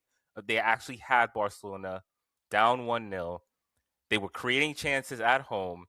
Melanie Loopholes has a chance from like 6 yards out to make it 2-0 in the tie, and she somehow hits the crossbar, and then the whole thing just changes from there. Like, I don't get it. I just don't understand what happens to this team in Champions League specifically, where that the mentality that they have in WSL and the cups and all that, like, I just don't know. So that's why, like, especially after this loss, I was kind of like, okay, it's time for it. You know, I think that this group is not going to win it. You know, like especially like it seems like Sam Kerr is going. Seems like Millie Bright is going. Um, maybe others. So it's like okay, maybe like it's just time for a new group. You know, like a new evolution, like I mentioned before. So that's why I was made those comments.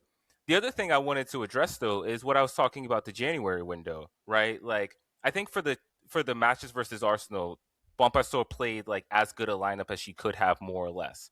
But like the decision to not reinforce the striker position, the midfield position, or the center back position, like not only did you not reinforce those, you let Hamano and Jean Francois go, two players that have been getting a lot of playing time. Micah Hamano, by the way, scored the Asian Cup winning goal versus Japan. A phenomenal goal. And she scored from outside the box. Like she's not necessarily the most consistent from a goal, but she scored some spectacular goals.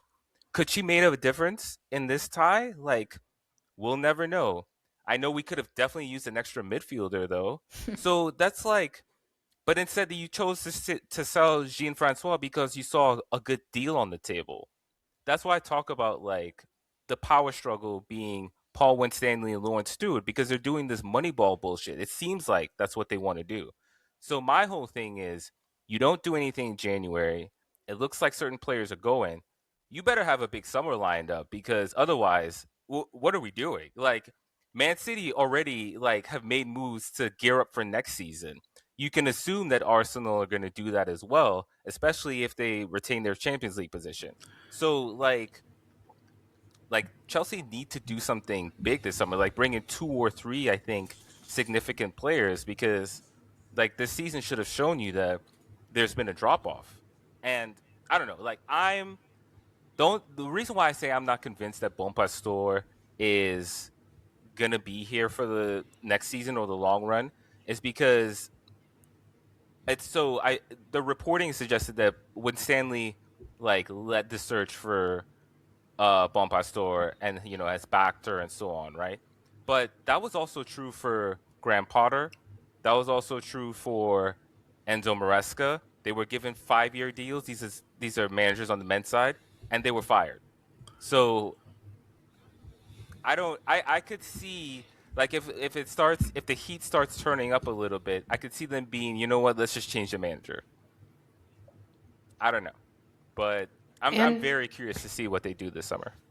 yeah, and like even to hammer home your point, Chelsea hasn't locked up Champions League for this next season at all. And it's like we've said before, it probably would come down to that final match against United. So it is going to be really, really important to see, like, number one, to close out the season strong with wins every game. But also, you're right. If they don't even make it to Champions League, is that the end of for Sonia? Does she go right away? Or do Yeah, you think she gives them a chance? Or they give her one more I chance? I would have to think she's gone if she doesn't get Champions League. I think I so agree. too. It's one thing not to Yeah. win your league. It's another thing to not qualify for Champions League. Like, that is the tournament Chelsea have left to win, I feel like. But And you can't attract players without it. no. Like You players can't. say, especially You from other cannot. countries, they say they come to England to play they sign with Yeah. Chelsea and Arsenal to play in the Champions League. Like you have to have Champions League football. And like on that, early reports are that Arsenal are going to bring in Georgia Stanway on a free, which helps their midfield, and Onabaye from Barcelona, which is a defender. So like 2 players on a free that are really good. In name only. Yeah. Well, 2 players on a free that are really good, on top of what is likely going to be hopefully an investment window now with a new sporting director. So Yeah. we'll only get stronger too, which is, I think. Okay, but am I wrong? I'm not wrong though. It's in name only because if I put Caroline out there on that wing against Batye, what do you think's gonna happen? I don't know. You had Caroline on the wing against inferior backs of ours and didn't really cut us up too bad. So like, what's your point? The greater point is that Arsenal continue to advance in Champions League with a squad I feel like is nowhere near as good as other teams. Like, I don't feel like on paper like we are as good as Chelsea. I don't feel like we're as good as City. I've said this before. Like, Renee seems to be getting the best out of players in some key moments. I don't know if we are going to talk about FA Cup, but it's a shame that she can't really do the same for her second string squad. But like, I was gonna as say, far like, as the starters starting are 11, concerned, I the feel like starting we're 11, she knows what she's doing with them. And like, even some subs, like, again, like Stina's a great super sub, and like she comes in and at the right moments, and subs are made at the right times. And I said it before, I felt like if Arsenal got past Chelsea, their chances at getting to a final at least are really good. And I still feel that way. They'll be playing Lyon, and just from what I've seen with the Wolfsburg tie and the way I've seen Lyon play throughout the Champions League this year, and even when they played us in the first match of group play, I don't fear Lyon the way I feared them last year. Like, they have a great team on paper and they have phenomenal players, but just the way that they've played this year, like just how they've played this year, I wouldn't be surprised if Arsenal like relatively easily get past them to get into the final again. So like with Chelsea, that first leg is going to be important at home. I completely agree, and I just want to point this out about Lyon as well. They're on their third manager in 3 years, technically, right? And I think that for a while now we've been saying like, yeah, that's a talented group, but it should look better than this, surely, right? Like now you have Geraldes in there. It's still looking I mean, you have a like team the with Lily same. Johannes, Dumernay, Katato. Like, you have a team full of superstars, and they just seem to look like they scam wins, Yeah. So, I mean, like, I'll say this. agree. If they come in against Arsenal doing what they did against Wolfsburg, they're going to lose handedly. Yeah. Because you're not going to survive 100 and something minutes against an Arsenal team thinking that we're just going to park the bus. Like, that's not going to happen. Yeah, that's exactly what I was going to say. Like, yeah, I definitely don't fear them, like, after seeing this tie against Wolfsburg. So, I also just want to quickly shout out Van Domselaar because I think she was our player of the match. She and the force field around the goal kept so many out, especially in those, like, last few minutes. It seemed like, yeah, nothing was falling until New Skin finally scored that one. But Treb, you've said this many times. We've said this many times. Like, an informed Van Domselaar, even like 80% Van Domselaar, is going to be our number one, and I would take her any day. A I lot of don't even people were know if like, she's why is like, she starting? And I'm yeah, like, that's why she's starting. like, I don't know if she even is at 100% yet. But even if I don't she's think she's not, been at like, 100%. Yeah. I don't think she's been at 100% since before the Barcelona final last year. yeah, Because she went into that match, I think, like at 80%. And I don't think she's been healthy all the way since, which is only more impressive for what she's done. I would also give honorable mention to Taylor Hines, who like is the new shithouser of the season. The way that she like, there was a moment where Sonia Bonpastor was like trying, this was after the hair pull, and Sonia Bonpastor was like trying to snatch the ball away, and Taylor Hines just like hit her with some moves and was just like, get the fuck out of here. And then there was like also another moment where like she was like trying to creep on the pitch, and Taylor Hines like pushed her off. Like Taylor Hines came into the match kind of on a late call, like I said, with Catley going out early, and she put in probably her best performance with Arsenal. Like I was just like, oh my God, I love this player so much. Like she was phenomenal. So shout out to Taylor Hines too. last thing I want to say. I just want to. Oh, sorry, Tom, you go ahead. Yeah, it was fine. Oh, I just wanted to like just briefly give my one thought on this match. Big Shamrock, one day you're gonna do that, and you're gonna catch the right one, and the right one is gonna dot your I. And don't tell me that you ain't. I know that you've been in a fight before. I'm sure, but the right one is gonna dot your I. I just want you to know that. McCabe and NWSL. When she comes to NWSL. Like, Listen, man. Again, that's going to be a whole new podcast episode because, like, I feel like people are giving too much credit to the NWSL. Like, NWSL is tough, but like, understand, Katie McCabe is not like some of these other players that went over there. Like, I think you think that she's going to be scared of the smoke. Like, it'll be fun to watch. Oh no, but, like, I don't think it's going to go the way people I know that she won't be. That's the thing. That's the thing. I know that she won't be. And that's why I'm telling her the right one.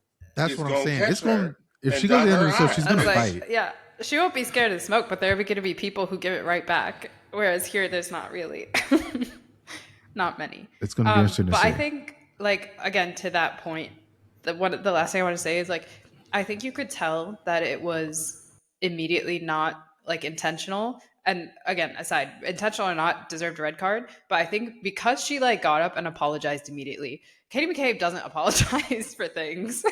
Like when she wants to foul with the you, ball she in will. the face and was like, "Fuck you, go home." Like she does not. Yeah, she does not apologize at all for and so anything when she does. And got this up was like and a very immediately much did, like, yeah. yeah, this was very much like a oh shit. Like even for my standards, I think I went a little too far. Like that's my bad.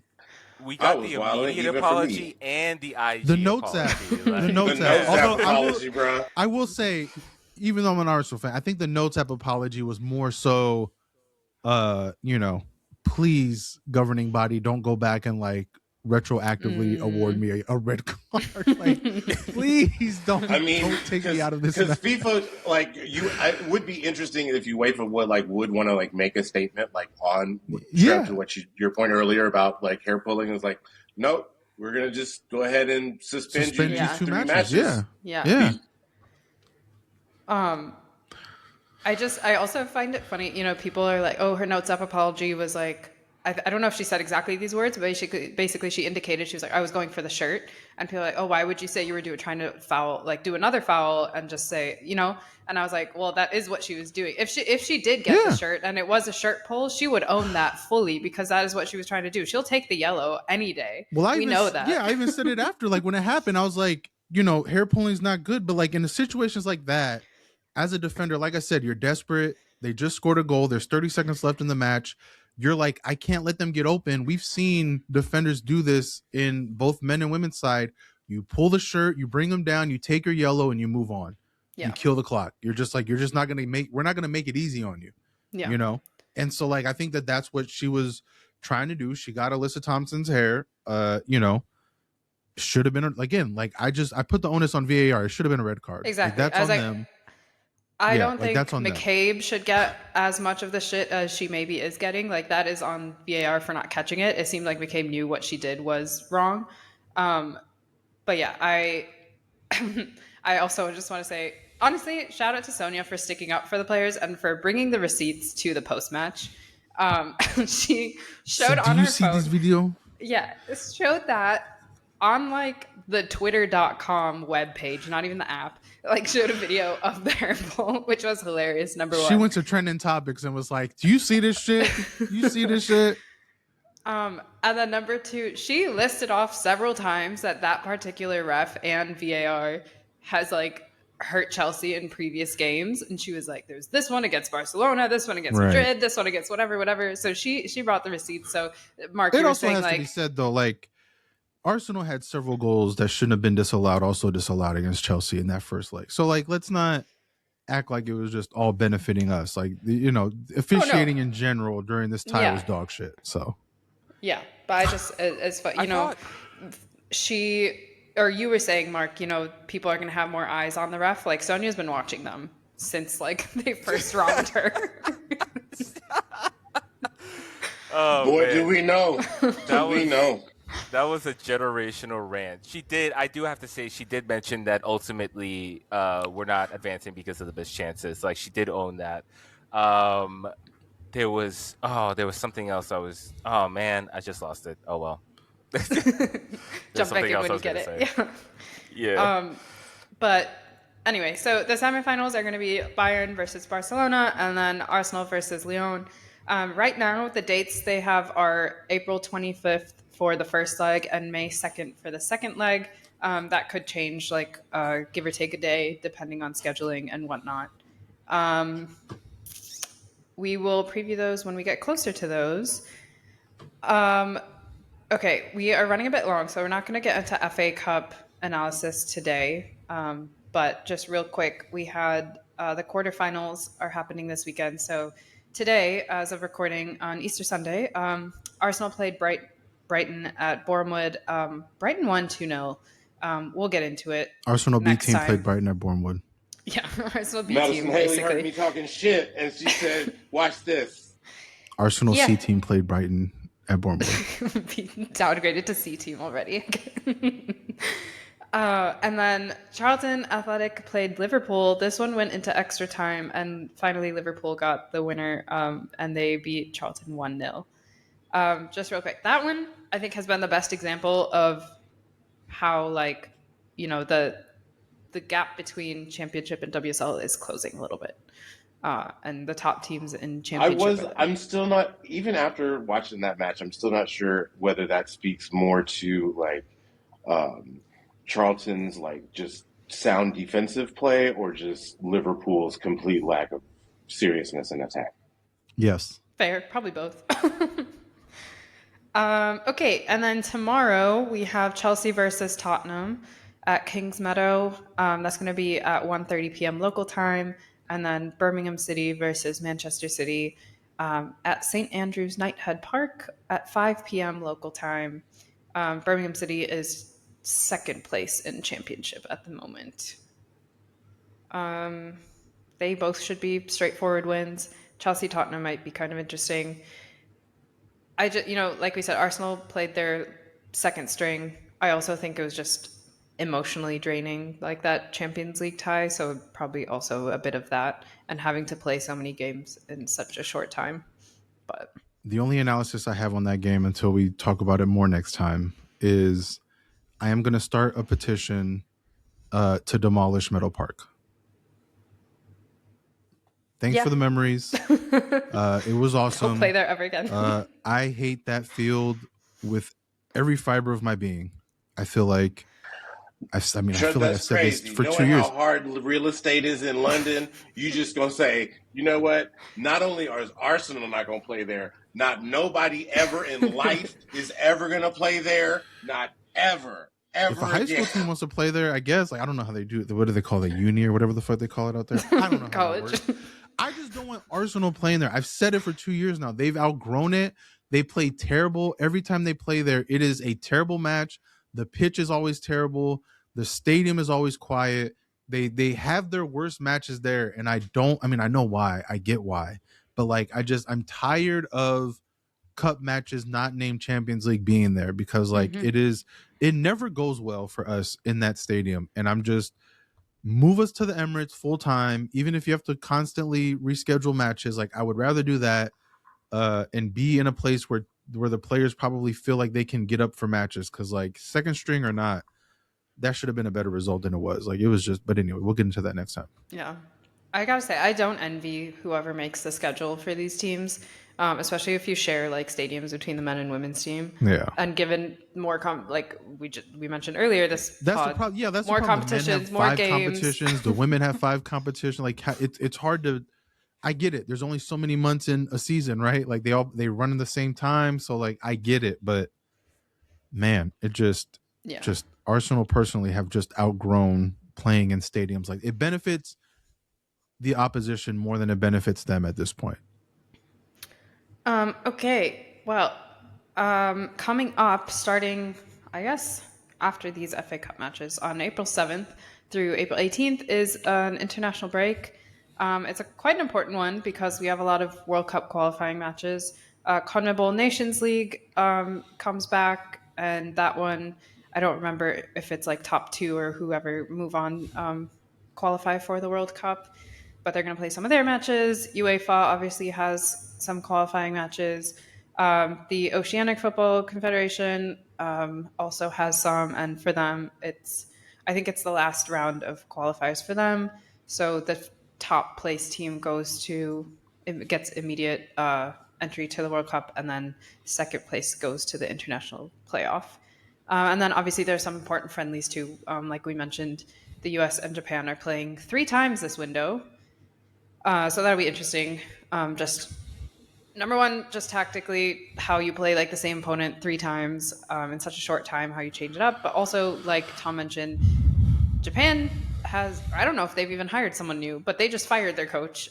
So we'll see what happens. I guess he's going to be there for these friendlies, and then he's going to be gone. But it's like, okay, what are they going to do with that? Anything to say about international break? We'll try to do one episode in between just to cover an important update given by Not Seb Hines today. The KNVB is not bringing Viv Miedema to their World Cup qualifiers because she has an injury. Oof. Okay. Yeah, see, speaking of, I'm praying, please, Emma Hayes, do not run Emily Fox for 3 90-minute matches. Oh, yeah, please. I think please. Who you need to just be please. praying to is Serena, because guess who England's playing again? We're gonna have to record during international break, because like I have some stern words for Leah Williamson. Wait. Who's their favorite new rival, Spain, again? Yeah. They're somehow in the same World Cup qualifying group. God, I think that they were in the much. same UEFA Nations League group. They obviously met in the final of the last Euros. They met in the semifinal or the final of the World Cup. Like, can't get enough of it. They just. But then we're gonna have to record, because I have something. Listen, Leia, I love you, Leia, but goddamn, you need to get your priorities in order, and it's not England. So respectful. Not according to Leia. Yeah. All right, and then just last other news, just like a little fun teaser maybe. We heard from Aussie News that Sam Kerr has potentially signed with Denver Summit. ? I think it's funny that got released on Australian news. We haven't heard anything on this side of the world, but immediately after that came out, Sam went on social media and was just like, "Don't believe everything you see. I don't know where I'm going yet." Sam says, I'm not gonna lie. Yeah, I mean, she's gonna toy with us, like whether or not it is Denver.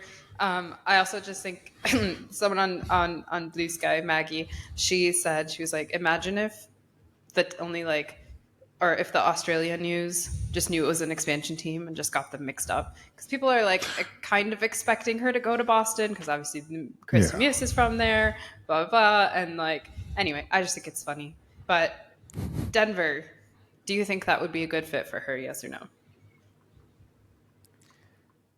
Yeah, honestly, I feel like Denver, they've played well so far to start the season. They haven't been terrible as far as expansion teams go. I feel like they've done well to kind of gather a solid group of Europe. Like they brought back Eva Cateno. Like they have a pretty decent defense. Like they have a very tall defense. I think what they are missing now is an attacker. And I think as much as the Kerr to Boston makes sense from a personal off the field standpoint, I don't see her fitting well with that team and what that coach wants to do. They're, just the way that their manager is in Boston, it feels like they want to be kind of like a run and gun type of team. And Sam Kerr still has some legs under her, but I think Boston is more a team that's going to be focused on going younger in terms of attack than they are going to be focused on bringing someone like Curran. Whereas with Denver, I feel like right now Denver just needs somebody that can get behind the defense, that can score some goals, that they can lean on a little bit in matches. And I think Kerr fits that perfectly. So I think, I wouldn't be as strongly believing kind of international news organizations, but this comes from all what I can tell, like a very legitimate like news source. Like this isn't some random journalist. Like this is very much a news organization that has probably quadruple checked this over and over again. And I also just don't believe Sam Kerr. Like she's known for being a little bit of a troll. And so, I can see her being like, damn, that wasn't supposed to get out yet. Yeah. Let me mess with people. I mean, like there was a post the other day where she was like recording something, but she wasn't say what. And like I think we all know it was her goodbye video from Chelsea. Like we're not stupid. Like you're in the stadium. You know what I mean? Like we all know what it is. But yeah, it'll be interesting to see her. I think this will be her return to NWSL. Mm-hmm. So interesting. My follow-up question is Haran with Kerr, or I should say Heaps. Sorry, Lindsay Heaps with Sam Kerr. How's that going to work? Your guess is as good as mine. Yeah, spin the block, dude. Gonna have to figure it out. I don't know. Oh God, I don't know. Forgetting he's the manager over there. I was like, actually, why? I don't have an NWSL team. I'm fan-free agent and just follow players that I like. And like, actually, Denver has, I do like. No, I wouldn't say their style of play necessarily. They've only played a few games, but I like every time I have watched them, I have kind of enjoyed it. And I just, I like Denver as a place, but it's just so funny. I feel like right now they're okay and like playing kind of cohesively, but as soon as Heaps comes in, they're just going to try to play all through her, and it's just not going to go well. But anyway, that is. I think the smartest thing Denver can do is try to get out of that contract or like something. Like, I mean this with all due respect to Heaps, who like the U.S. team still tries to like make happen. I think you're right, Deepti. Like the way Denver have played so far, they are figuring it out faster than I think a lot of people thought they would. And I think adding Kerr would be phenomenal. I think adding Heaps, if you do it, you have to make it clear like you are not the focal point of what we're going to do. Because if she comes in thinking she is like the 10 focal point, like they are going to crumble fast. So we'll see. I'm really interested to see how that plays out. All righty. Any final thoughts? All good. I hate Arsenal's second team. That's my final thought. I'm just really annoyed this morning. It's been, Yeah. The only other thought I have is it is great to be a Michigan Wolverine. Those that know. So that's all. That's my only thought. Okay. On that note, you can find us on Apple, Spotify, YouTube, wherever you listen to your podcasts. Hit that follow button to stay up to date when new episodes drop. Leave a rating and a review if you can. We would love to hear your feedback. interact with us on socials, please. Ask us questions. We wanted to do like a little mailbox kind of thing, but yeah, we'll talk about stuff if you have any questions. Anyway, there are 12 teams, 6 games, 4 hosts. You're listening to the 12. Happy Easter Sunday for those who celebrate. We will see you next time.